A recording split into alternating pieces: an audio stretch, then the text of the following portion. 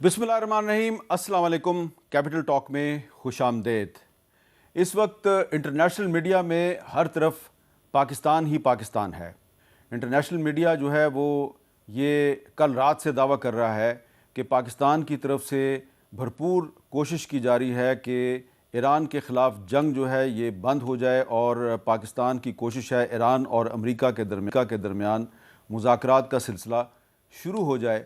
और इस सिलसिले में जो बहुत से अमरीकी ज़राए इब्लाग हैं उन्होंने भी दावा किया और वाइट हाउस ने भी पाकिस्तान की कोशिशों के बारे में तस्दीक कर दिया कि पाकिस्तान ये कोशिशें कर रहा है। दूसरी तरफ ईरान की पार्लियामेंट के जो स्पीकर हैं बाकिर कालिबाफ, उनके बारे में अमरीकी मीडिया ने यह दावा किया है कि डोनाल्ड ट्रंप जो हैं वो जिस अहम ईरानी शख्सियत की तरफ इशारा कर रहे हैं, जिसके साथ मुज़ाकरात हो सकते हैं या हो रहे हैं, वो बाकिर कालिबाफ हैं। लेकिन बाकिर कालिबाफ साहब ने मुज़ाकरात से अभी तक इनकार किया है। तो पहले ज़रा आप सुनिए कि डोनाल्ड ट्रंप साहब जो हैं वो क्या कह रहे हैं। We have had very, very strong talks. They want very much to make a deal. We'd like to make a deal too. We're doing a 5-day period. We'll see how that goes. And if it goes well, we're going to end up with settling this. We're dealing with the man who I believe is the most respected and the leader. Trump कह रहे हैं कि most respected and the leader, और CNN जो है उसने बाकायदा कालिबाफ साहब का नाम भी लिया है। लेकिन कालिबाफ साहब ने एक्स पर एक स्टेटमेंट जो है उसमें मुज़ाकरात के बारे में ये कहा है कि no negotiations have been held with the US. The fake news is used to manipulate the financial and oil markets and escape the Quagmire in which the US and Israel are trapped. लेकिन जब अभी ये जंग शुरू नहीं हुई थी तो उससे कुछ अरसा पहले बाकिर कालिबाफ साहब पाकिस्तान के दौरे पे आए थे और उनका हमने इंटरव्यू किया था। और उस इंटरव्यू में आप सुन सकते हैं कि वो ना सिर्फ ये कि जंग के बारे में तैयार थे, बल्कि वो ये भी कह रहे थे कि अमेरिका जो है वो हमेशा मुज़ाकरात को एक ट्रैप के तौर पे इस्तेमाल करता है। तो जो मैंने उनका इंटरव्यू किया था कालिबाफ साहब का, उसका एक छोटा सा क्लिप सुनिए। क्या दोबारा आपको ख़तरा नज़र आता है कि इजराइल दोबारा ईरान पर हमला कर सकता है? तारीख़ से ये साबित होता है और सेहूनी हुकूमत का जो पहला साबका रिकॉर्ड है और जो उसको मुसलसल सपोर्ट अमेरिका से मिल रही है, ये सब कुछ बताती है कि इसमें कोई शक नहीं है कि ये सेहूनी हुकूमत जिस तरह के उसके नज़रियात हैं, जिस तरह के उसके अकायद हैं और जिस तरह की चीज़ों पे वो बिलीव करती है, ये हुकूमत हमेशा एक सीरियस ख़तरा है तमाम उम्मत इस्लामिया के लिए। अभी नेतन्याहू साहब जो है वो ग्रेटर इसराइल की बातें कर रहे हैं और डेविड कॉरिडोर की बातें कर रहे हैं। तो ये देखिए कि ये इंसान कुश जो हुकूमत है, ये रजीम जो है, एक तरफ मुज़ाकरात की टेबल पे बैठती है और उसी वक्त जो है वो अपना जो फ्री के मुकाबिल है उसको टेरर करने का, उसके असैसिनेशन के प्लान्स भी बनाती है। लिहाजा हमारे पास इस हुकूमत के ख़िलाफ़ लड़ने के अलावा इसके साथ जंग करने के, जो कि इंसानियत दुश्मन है, जो इब्राहिमी दीन है उनकी दुश्मन है ये हुकूमत, इंसानियत दुश्मन है और इस्लाम दुश्मन है। हमारे पास इसके खिलाफ जंग जारी रखने के अलावा और कोई रास्ता नहीं है। तो अब कालिबाफ साहब जो हैं वो मुज़ाकरात से इनकार कर रहे हैं, लेकिन सवाल ये पैदा होता है कि इस वक्त मुज़ाकरात की ज़रूरत क्यों है? क्योंकि अगर ये जो जंग है, अगर इसको फौरी तौर पे रोका नहीं जा सकता तो इसके पूरी दुनिया पे मुआशी असरात भी हैं, और अगर फैल गई है जंग तो ये तीसरी आलमी जंग भी बन सकती है। तो पाकिस्तान दरअसल जो है वो सिर्फ ईरान के ख़िलाफ़ जंग को रोकने की कोशिश नहीं कर रहा, बल्कि पाकिस्तान जो है वो दुनिया को तीसरी आलमी जंग के ख़तरे से बचाने की कोशिश कर रहा है। तो इस सिलसिले में पाकिस्तान की मदद कर रहे हैं तुर्की भी और मिस्र भी, और भी कुछ ममालिक जो हैं वो मदद कर रहे हैं। ये कोशिश पाकिस्तान की कितनी कामयाब हो सकती है, इस पर आज हम गुफ्तगू करेंगे दो ऐसी शख्सियात के साथ जो कि ईरान में पाकिस्तान के सफ़ीर रह चुके हैं। तो हमारे मेहमान हैं जनाब आसिफ दुरानी साहब, ईरान में पाकिस्तान के साबिक सफ़ीर हैं, अफ़गानिस्तान में भी पाकिस्तान की सफारतकारी कर चुके हैं, और जनाब जावेद हुसैन साहब भी ईरान में पाकिस्तान के लिए सफ़ीर के तौर पे खिदमात सरअंजाम दे चुके हैं। تو سب سے پہلے درانی صاحب آپ سے گفتگو کا آغاز کرتے ہیں. آپ کو کیا لگ رہا ہے کہ یہ جو انٹرنیشنل میڈیا میں پاکستان کی سفارتی کوششوں کے بارے میں خبریں آ رہی ہیں، بظاہر ایران جو ہے مذاکرات سے انکار کر رہا ہے، لیکن آپ کو کیا لگتا ہے کہ کیا پاکستان دنیا کو تیسری عالمی جنگ کے خطرے سے بچا لے گا؟ دیکھیے، السلام علیکم حامد میر صاحب، بہت شکریہ. میں سمجھتا ہوں کہ پاکستان نے جو کوشش کی وجہ یہ ہے کہ پاکستان کے علاوہ آپ کو اس خطے میں اور باقی دنیا میں کوئی ایسا ملک نظر نہیں آئے گا جو کہ دونوں پارٹیز کو قابل قبول ہو.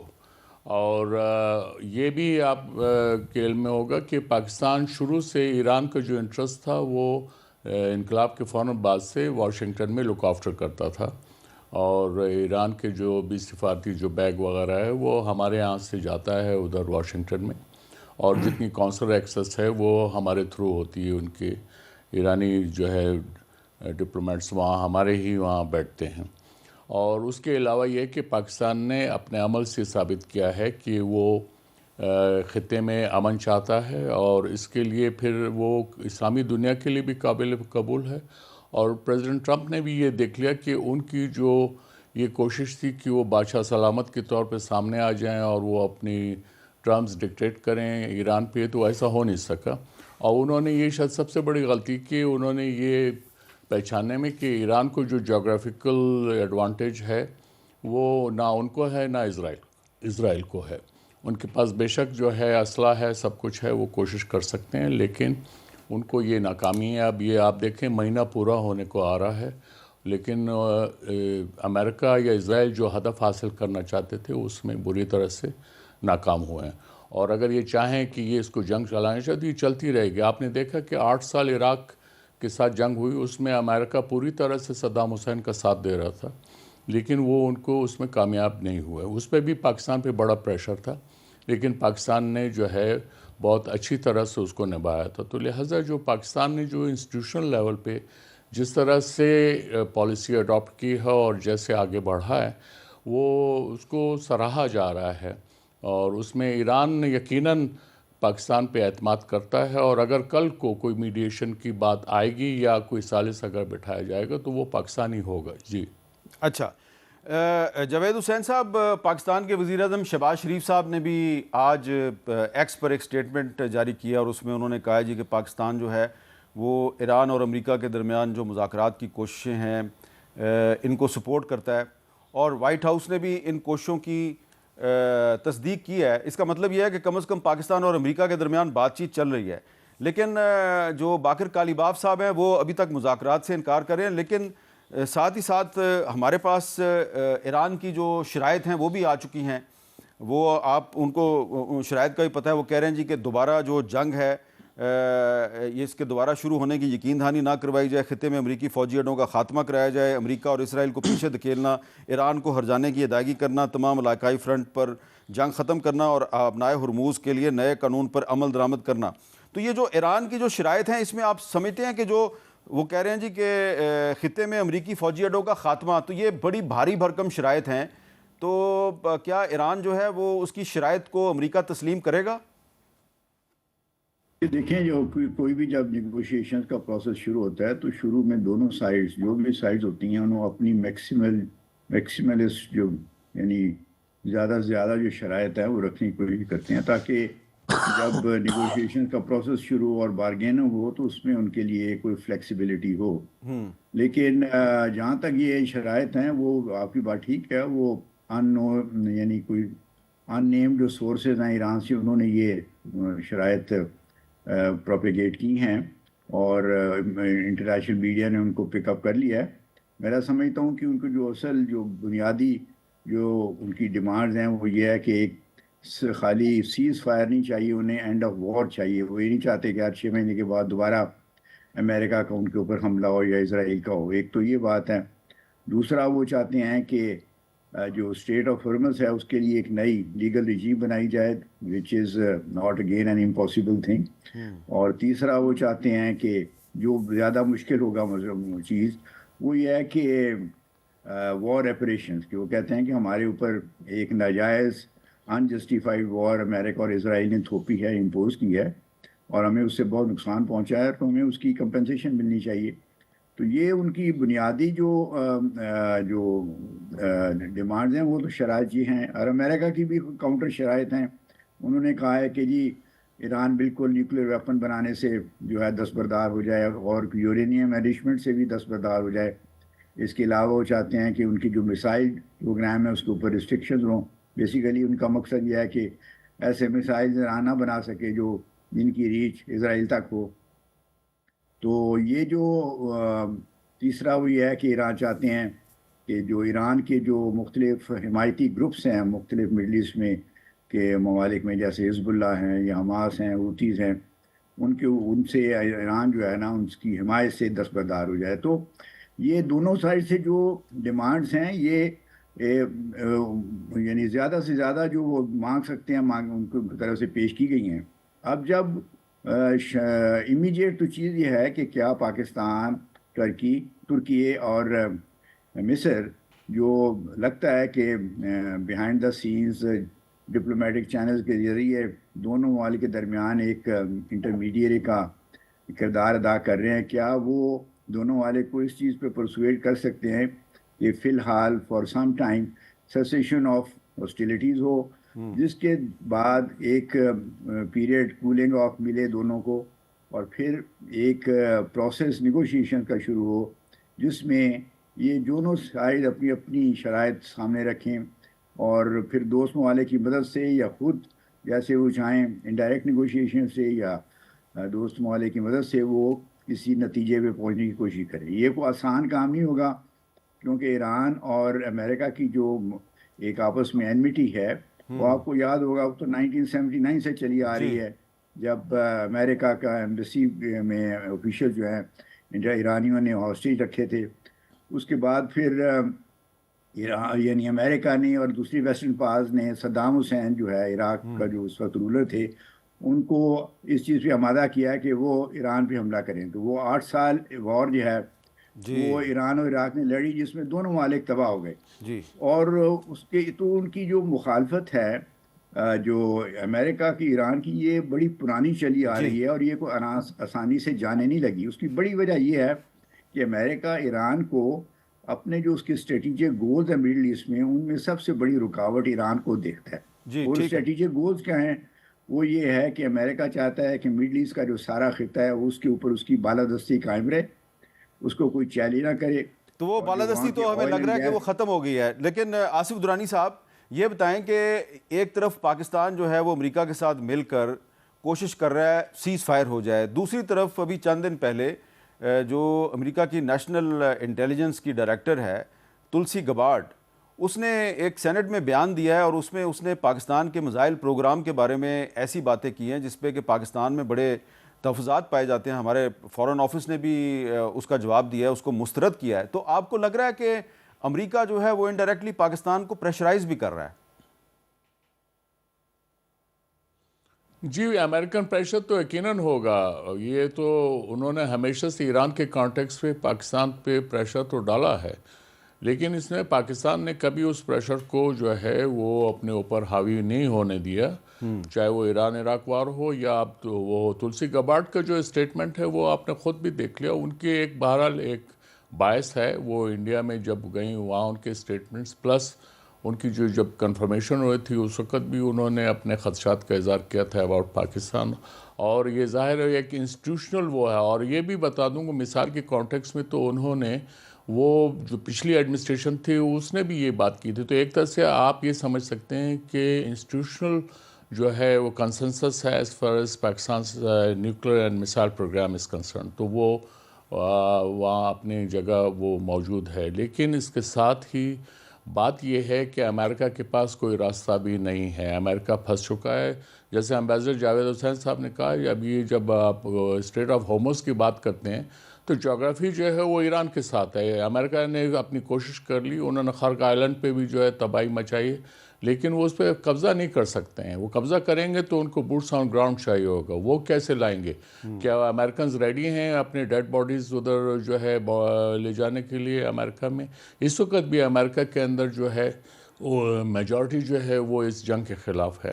یہ تو اسرائیل نے امریکہ کو آگے پش کیا، اور اس میں انفارچونیٹلی جو پریزیڈنٹ ٹرمپ کی ٹیم ہے وہ جو ہے پرو اسرائیل ہے. وہ امریکہ ادروائز بھی پرو اسرائیل رہا ہے، لیکن اس وقت جو ہے وہ سارے کے سارے اسرائیل کے اس میں ہیں. لیکن ہیونگ سیڈ دیٹ، آپ اس میں دیکھ رہے ہیں کہ خطے کے اندر جو ایران کی جغرافیکل پوزیشن کے علاوہ ایران کی سیاسی پوزیشن جو ہے وہ بھی مضبوط ہے.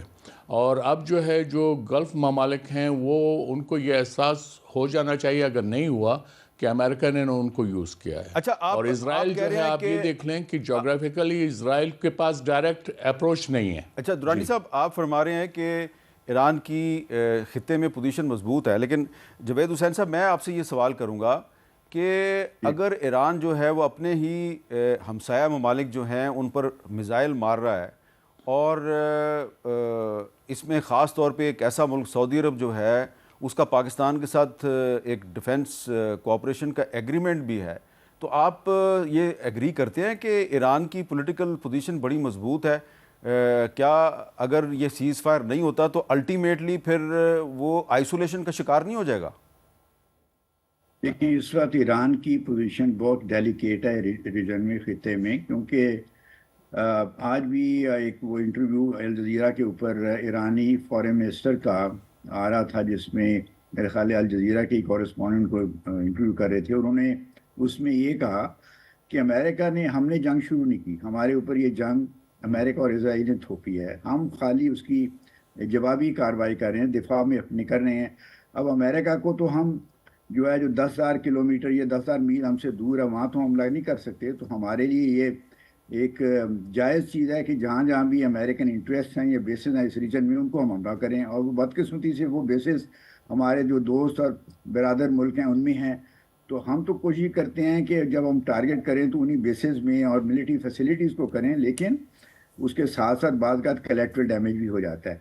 اب جو عرب ممالک ہیں، جو پچھلے ہفتے آپ نے وہ دیکھا ہوگا ڈیکلیریشن وہاں ایشو ہوا اسلامک ملکوں کا، عرب ممالک کا، انہوں نے اپنے جو ریاض میں ہوئی تھی، انہوں نے جو ڈیکلیریشن ایشو کیا تو انہوں نے اس آرگومنٹ کو بالکل رد کر دیا. انہوں نے ایران کو کنڈیم کیا اور کہا کہ جو ایران جو ہے اس کے جو حملے ہیں یہ گلف ممالک کے اوپر، وہ ٹوٹلی ان ایکسیپٹیبل ہیں.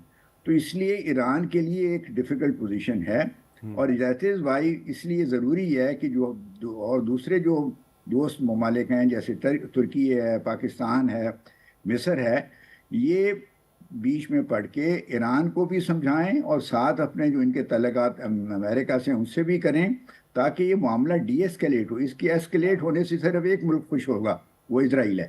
اسرائیل کی خواہش یہ ہے کہ یہ معاملہ زیادہ اور ایگریویٹ ہو، ایسکیلیٹ ہو، اور ایک وائڈر کانفلکٹ یہاں پہ آ جائے، تاکہ امریکہ کے پاس سوائے اسرائیل کی سپورٹ کرنے کے اور کوئی آپشن نہ رہ جائے. لیکن یہ ہمارے حق میں نہیں ہے، یہ ایران کے حق میں نہیں ہے، اور یہ اس ریجن کے ممالک کے حق میں نہیں ہے کہ یہ جو جنگ ہے زیادہ ایسکیلیٹ ہو. تو اس لیے ہمیں جو کوشش اس وقت ہماری گورنمنٹ کر رہی ہے کہ واشنگٹن سے رابطوں کے ذریعے، جو ڈپلومیٹک چینل سے تہران کے ساتھ رابطوں کے ذریعے جو ہم ڈی ایسکیلیٹ کرنے کی کوشش کر رہے ہیں، وہ بالکل جائز ہے اور ضروری ہے، اور ہمیں دعا کرنی چاہیے کہ یہ کوششیں کامیاب ہوں. اچھا جی، اس سلسلے میں جو پاکستان کے وزیر اعظم ہیں شہباز شریف صاحب، انہوں نے ایک ایکس پہ اسٹیٹمنٹ بھی جاری کیا ہے، اور ان کا جو اسٹیٹمنٹ ہے اس میں انہوں نے یہ کہا ہے کہ وہ جو یہ کوششیں ہیں ان کی بھرپور وہ حمایت کرتے ہیں. اور انہوں نے اس میں ڈونلڈ ٹرمپ صاحب جو ہیں اور اسٹیو وٹکوف اور عباس اراغچی، ان کا بھی ذکر کیا، اور وہ یہ کہہ رہے ہیں جی کہ in the interest of the peace and stability in region and beyond subject to the concurrence of by the US and Iran, Pakistan stands ready and honored to be the host to the to facilitate meaningful and conclusive talks for comprehensive settlement of the ongoing conflict. تو یہاں پہ یہ possibility بھی آ رہی ہے کہ ایران اور امریکہ کے درمیان مذاکرات اگر ہوتے ہیں تو وہ پاکستان میں بھی ہو سکتے ہیں، یعنی کہ اسلام آباد میں بھی ہو سکتے ہیں. اس پہ مزید بات کرتے ہیں ایک وقفے کے بعد.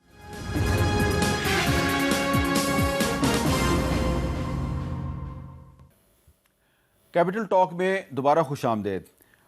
ہمارے ساتھ آج موجود ہیں آصف درانی صاحب اور جاوید حسین صاحب. حسین صاحب دونوں ہی ایران میں پاکستان کے لیے بطور سفیر خدمات سر انجام دے چکے ہیں۔ آصف درانی صاحب، ایک سوال ہے میرا آپ سے بھی اور جاوید صاحب سے بھی، پہلے آپ سے پوچھتا ہوں، یہ بتائیے کہ یہ جو ایک پلان تھا پورا اسرائیل کا اور امریکہ کا کہ ایران میں ہم ان کے سپریم لیڈر کو ٹارگٹ کریں گے اور رجیم چینج ہو جائے گا، تو اس میں تو ان کو کامیابی نہیں ہوئی، اور اب اگر جنگ شروع بھی اسرائیل اور امریکہ نے کی اور اب امریکہ جو ہے وہ مذاکرات کے لیے تیار بھی نظر آ رہا ہے، تو آپ سمجھتے ہیں کہ یہ الٹیمیٹلی امریکہ جو ہے وہ لوزر ہے اس میں؟ جی، اسی لیے میں نے اپنے وہ پہلے اس سوال میں یہی عرض کیا تھا کہ ایران کی پوزیشن سٹرانگ ہے، جغرافیکلی بھی، پولیٹیکلی بھی۔ آپ نے دیکھا ہے امریکنز نے کوشش کی کہ رجیم چینج کریں، وہ ان کا یہ خیال تھا کہ جو ایران کی لیڈرشپ کو وہ ڈیسیمیٹ کر دیں گے تو وہاں پہ لوگ کھڑے ہو جائیں گے، سڑکوں پہ نکل آئیں گے، وہ بالکل غلط ثابت ہوا اور ایسا ہوگا بھی نہیں۔ ایرانین نیشنلزم جو ہے وہ ویل اسٹیبلشڈ ہے، اور اس میں یقیناً یہ ہے کہ یہ رجیم کے خلاف لوگ ہیں، لیکن جب بھی اس طرح کی بات آئے گی تو وہ اپنے فلیگ کے پیچھے کھڑے ہو جائیں گے، جو کہ ایرانیوں نے کیا ہے۔ اور اس میں جو ٹرمپ صاحب نے بھی یہی کوشش کی۔ اچھا، اسرائیل نے جو ہے اس میں سب سے بڑا اسپوائلر کا رول کیا ہے، اور اس میں آپ دیکھ لیں کہ ایک دن پہلے 2 دن پہلے تک جو ہے وہ یہ بات آ رہے تھے، وائبس تھیں کہ یہ کسی نتیجے پہ پہنچ گئے ہیں، ایرانین جو انرچمنٹ ایشو ہے، لیکن آپ نے دیکھا کہ اس میں وہ حملہ بھی کر دیا گیا۔ یہی حال جو ہے لاسٹ جون میں بھی ایسے ہی ہوا، جو 12 دن کی جنگ ہوئی، تو اس میں دھوکے بازی کا ایلیمنٹ شامل تھا، اور اس میں اسرائیل سر فہرست ہے۔ اور اسرائیل نے اب یہ دیکھ لیں کہ اس نے یہ گلف ممالک جنہوں نے بیسز امریکہ کو دیے ہیں، آپ یہ دیکھیں کہ انہوں نے اسرائیل کو ایک طرح کی شیلڈ دے دی ہے۔ آپ دیکھیں کہ اسرائیل ان کی ایئر سپیس کو وائلیٹ کر کے ایران پہ حملہ کر رہا ہے۔ تو آپ اس صورتحال میں جب ہم یہ بات کرتے ہیں میڈیشن کی، یا ہم یہ بات کرتے ہیں کہ امریکہ جو ہے وہ مان جائے یا امریکہ اس پیس کی طرف آئے گا، تو اس میں یہ ہمیشہ یہ ایک سسپیشن کا ایلیمنٹ غالب رہے گا کہ امریکہ اپنے بات پہ پورا رہے گا یا نہیں رہے گا۔ اور ایران کے لیے بھی اسی لیے وہ شک کا اظہار، یا جو انہوں نے میکسیملسٹ پوزیشن اگر وہ اڈاپٹ کریں گے وار ریپریشن کی، یا آئندہ کوئی حملہ نہیں ہوگا یا جنگ نہیں ہوگی، یہ وہ میکسیملسٹ پوزیشن اسی لیے ہوگی کہ اس وقت امریکہ جو ہے یونیلیٹرل اپروچ اڈاپٹ کیے ہوئے ہے، وہ کبھی وینزویلا چلا جاتا ہے، کبھی ایران آ جاتا ہے، اب وہ جو ہے لیبیا، وہ کیوبا کو بھی اسی طرح سے دھمکیاں دے رہے ہیں۔ تو یہ چیزیں، اس کا ایک اوور آل امپیکٹ جو ہے گلوبل پولیٹکس پہ بہت نیگیٹو ہے، اور یہ اس کانٹیکس میں، ایران وار کے کانٹیکس میں تو بہت ہی خطرناک ہے، اور اس کے مضمرات جو ہیں پاکستان کے پر بھی جو ہے بہت پڑیں گے، آلریڈی پڑھ رہے ہیں، آپ نے آئل کے پرائسز دیکھ لیا، اور یہ مزید پڑیں گے۔ جی اچھا، اب اس میں ایک اور بھی اس کا ایک پہلو ہے، اور وہ یہ ہے کہ جو ویسٹرن میڈیا ہے، ایک طرف تو اس کا فوکس اس وقت پاکستان ہے، ساتھ ہی ساتھ وہ بہت سی اور بھی جو چھپی ہوئی چیزیں ہیں وہ پہلی دفعہ سامنے لے کے آ رہے ہیں، اور جو پیٹ ہیگسیتھ ہیں اس کے بارے میں امریکی میڈیا میں بڑی تنقید ہو رہی ہے کہ یہ وہ شخص ہے کہ جس نے ٹرمپ کو بھڑکایا اور اس کو ایران پر حملے پر راضی کیا، اور ایک ان کا جو کلپ ہے وہ کافی پاپولر ہے اس وقت امریکن میڈیا میں، جس میں کہ وہ شیعہ سنی اختلاف کی بات کر رہے ہیں۔ ذرا سنیں وہ کیا کہہ رہے ہیں۔ Name the Islamist enemy, whether they are Sunni or Shia, because this is a Shia regime, Sunni or Shia, and Iran's been willing to harbor them as long as that group is willing to try to kill Americans.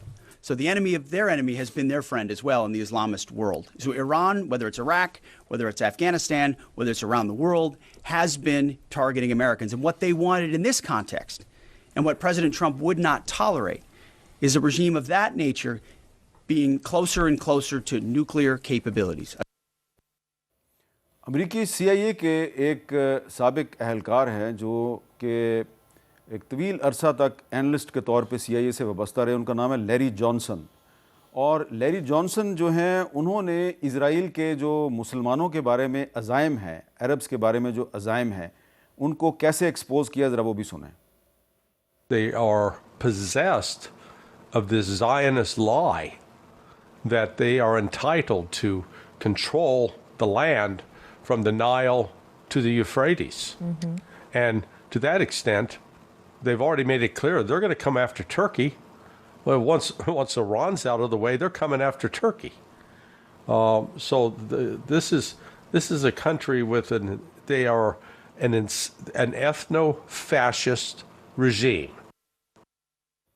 Ethno-fascist regime. تو ambassador Javed حسین صاحب, آپ کو کیا لگتا ہے کہ یہ جو پاکستان کی کوشش ہے, اگر سیز فائر ہو بھی جاتا ہے فی الحال, تو کیا اس کے بعد بھی اسرائیل جو ہے وہ اس کی کوشش جاری رہے گی کہ وہ مسلمانوں کو آپس میں لڑاتا رہے گا؟ بالکل, وہ تو ضرور جاری ہے, اس کی کوشش جاری رہے گی, بیکاز یہ اس کی ایگزسٹنشل ریکوائرمنٹ ہے. اس کی جو اسٹریٹجک گولز ہیں ریجن میں گریٹر اسرائیل کا, تو آپ نے ذکر شاید خود بھی کیا ہے یا سنا ہی ہوگا آپ نے کہ ان کا آبجیکٹیو ہے کہ اپنے ایکسپینشنسٹ گولز ہیں ان کے ریجن میں, اور وہ دوسرے جو ممالک ارد گرد ہیں ان کی کاسٹ پہ ہی ہوں گے, انہیں کی ٹیریٹری پہ ہوگا. اور وہ جو اسرائیل اور ایران کے درمیان جو دشمنی ہے وہ بھی ایگزسٹنشل قسم کی ہے. جو ایران کا جو یہ سسٹم ہے, جو ایران کی جو رجیم ہے, جو ایران کی گورنمنٹ موجود ہے, اگر آپ ایران جائیں تو اب دو نعرے آپ کو وہاں سننے میں آئیں گے, ایک ہے مرگ بر امریکہ اور دوسرا مرگ بر اسرائیل. ہر پبلک میٹنگ میں جس میں کوئی سرکاری قسم کی ہو, اس میں یہ دو نعرے لگتے ہیں, اور یہ 1979-80 سے یہ چل رہے ہیں. یہ دونوں ممالک کے ساتھ جو دشمنی ہے وہ ایران کے موجودہ سسٹم میں بالکل انگرینڈ ہے.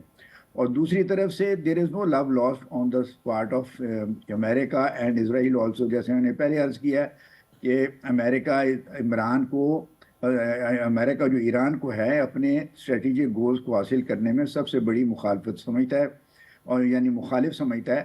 اور اسی طرح اسرائیل کو بھی ایران کی میئر ایگزسٹنس اور دس سسٹم جو ہے وہ ان کو پسند نہیں ہے. وہ اس قسم کی حکومت چاہتے ہیں ایران میں جیسے شاہ آف ایران کے زمانے میں تھی, جن کے اسرائیل کے ساتھ دوستانہ تعلقات تھے. وہ یہ گورنمنٹ جو آج کل ہے, جو سسٹم آج کل ایران میں ہے, اس میں اس کا تصور بھی نہیں کیا جا سکتا. تو اب یہ دیکھنا یہ ہے کہ کیا ان مشکلات کے باوجود اس لڑائی کو روکا جا سکتا ہے, اور لوگ کے کوئی ایسا سیٹلمنٹ دی جا سکتی ہے جس میں دونوں سائڈز جو ہیں وہ لیو اینڈ لیٹ لیو کے اصول پہ کاربند ہو کے کوئی اپنا کسی سیٹلمنٹ پہ پہنچ سکے. یہ کام آسان نہیں ہوگا, اس میں بڑی مشکلات آئیں گی, اور اسرائیل پوری کوشش کرے گا کہ یہ کوئی کوشش اس ڈائریکشن میں جو کی جائے وہ کامیاب نہ ہو. اب دیکھنے والی بات ہے کہ آئندہ اگلے چند ہفتوں اور مہینوں میں حالات کیا رخ اختیار. اچھا, ذرا یہ بھی ذرا بتا دیں جلدی سے مجھے کہ اسرائیل جو ہے وہ ترکی کے خلاف کیوں دوبارہ حملہ کرنا چاہتا ہے, ترکی سے اتنا ناخوش کیوں ہے؟ میرا خیال ہے کہ یہ جو لوگ یہ قیاس سرائیاں کر رہے ہیں, اس میں اس کو یہ بھی ایک نقطہ نظر ہے کہ جی ایران کے بعد اسرائیل اور کچھ اور ممالک جن کے وہ نام لیتے ہیں ان کا جو نشانہ ہوگا پاکستان ہوگا, کیونکہ پاکستان جو ہے اسلامی دنیا میں واحد ایسا ملک ہے جس کے پاس نیوکلیر ویپنز ہیں, نیوکلیر ویپن سٹیٹ ہے. ٹرکی تو وہ نہیں ہے, تو اس لیے بڑا نشانہ وہ اس کی توجہ ایران کے بعد پاکستان کی طرف آئے گی یا ٹرکی کی طرف جائے گی. وہ اپنی نقطہ نظر سے آدمی کہہ سکتا ہے. میرا اپنا یہ خیال ہے کہ اگر خدا نہ خواستہ ان کی ایران میں اپنی کوششیں کامیاب ہو جائیں تو اس کے بعد جو نیکسٹ ٹارگٹ ہے وہ پاکستان ہوگا. چلیں جی, پاکستان اور ایران میں کافی فرق ہے, پاکستان ایک نیوکلیر پاور ہے. شکریہ امبیسڈر جاوید حسین صاحب, امبیسڈر آصف درانی صاحب. اب ہم ایک وقفہ لیتے ہیں اور وقفے کے بعد ہم امریکہ میں ایک ایسی شخصیت کے ساتھ بات کریں گے جو خود یہودی ہیں اور یہودیوں کے ایک بہت معروف عالم ہیں, لیکن وہ صہیونیت کے سخت مخالف ہیں. ان سے بات کرتے ہیں ایک وقفے کے بعد.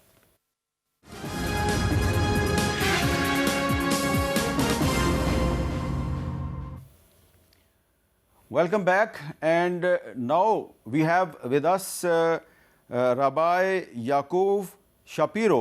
He is a very well-known author and religious scholar of the Jewish community, and he is welcome to our show. Thank you very much, Rabbi Yaakov Shapiro. You gave us time. It's early morning in United States, so good morning to you. And I would like to inform you that in Pakistan it is the evening time.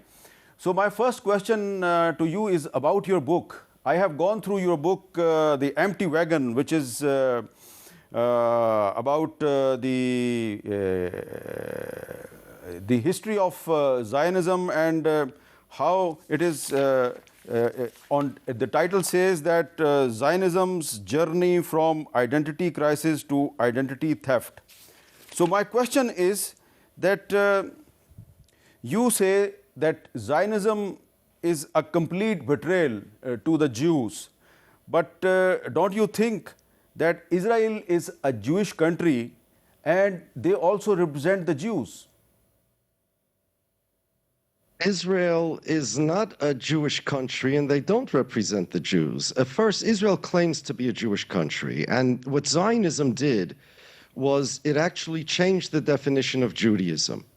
The Christians believe, the Christian supersessionists and replacement theology believes that they're the new Jews. Okay. The Zionists believe that the old Jews, such as myself and such as everyone for thousands of years, got Judaism wrong, or really got Judaism temporary. Judaism to me is a religion. It's a relationship between me and God. It's not related to any land, language, or culture. It's related to God.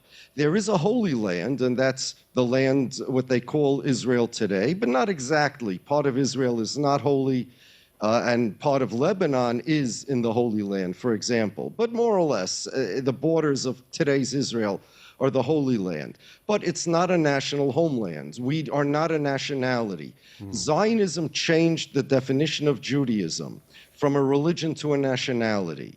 And although they do have the religion of Judaism as their state religion, they changed Judaism to be, let's say, like the Greeks have a religion or had a religion where they worshiped Zeus and the Nordics worshiped Odin. And they believe they changed the whole idea of being a Jew to being a national. Israel is the state, like Greece is to the Greeks. And the Jewish religion is not really necessary to be a Jew, just as today worshiping Zeus is not necessary at all to be a Greek.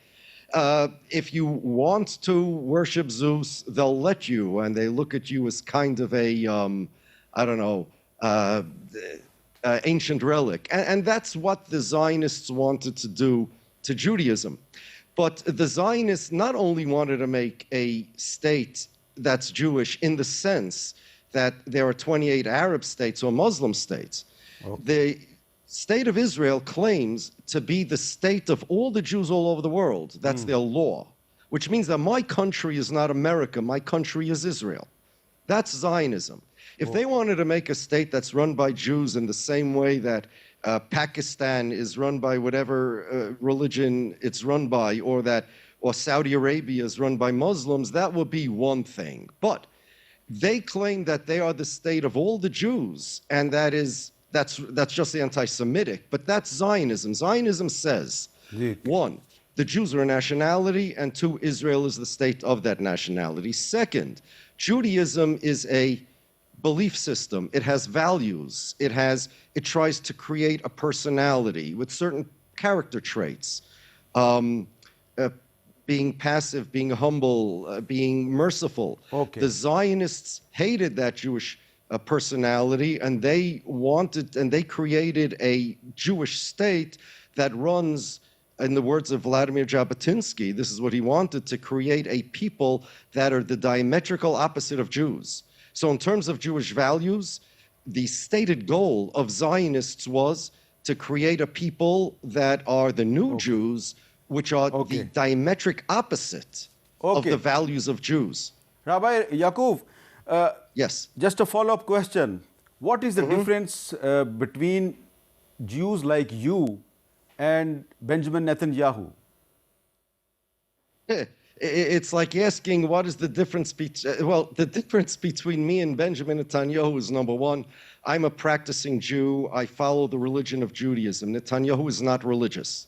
Okay. Netanyahu is not an observant Jew. Number two, I believe that being a Jew is a religion. It's a relationship to God. He believes that being a Jew is a nationality, like being Spanish or French.